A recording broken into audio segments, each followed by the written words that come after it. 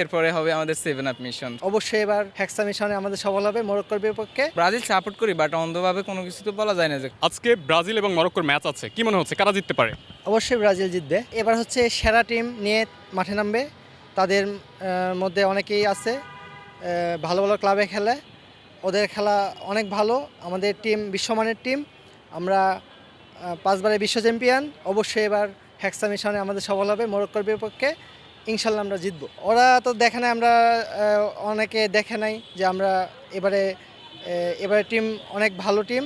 আমরা অনেক আশাবাদী এই টিম নিয়ে যে এবারে বিশ্বকাপে আমরা আর্জেন্টিনা ব্রাজিল অবশ্যই মুখোমুখি হবে। যদি আর্জেন্টিনা এবারে যদি ভালো করতে পারে, আমরা তো ভালো করবো, এটা একদম আমাদের আত্মবিশ্বাস অনেক বেশি, আমরা পারবো। কার কাছে শিখলা? এই যে রাঁধুনি রেডিমিক্স গরুর মাংসের মশলা, গরু রান্নায় গুরু হওয়া কোনো ব্যাপারই না। আমরা আশাবাদী এবার শেষ হবে। এবার 26 বিশ্বকাপ আমরা আশাবাদী আমাদের নেইমার খেলবে। মরক্কোর বিপক্ষে না খেললেও পরবর্তী ম্যাচগুলোতে আমরা নেইমারকে পাবো এবং নেইমার অনেক ভালো করবে, গোল পাবে, এই আশাবাদী আমরা। এবার আজকে আর কিছু সময় পর বলতে 14 জুন সকাল 4টায় শুরু হচ্ছে ব্রাজিল মরক্কো খেলা। ব্রাজিল সমর্থকরা আসলে কি ভাবছেন এটা নিয়ে আমরা একটু কথা বলবো। ভাই আচ্ছা একটু কথা বলি, আজকে আপনারা এখানে এসেছেন, কালকেই হচ্ছে ব্রাজিল এবং মরক্কোর খেলা শুরু হচ্ছে, বিশ্বকাপের প্রথম খেলা। কি মনে হচ্ছে, কি প্রত্যাশা আছে?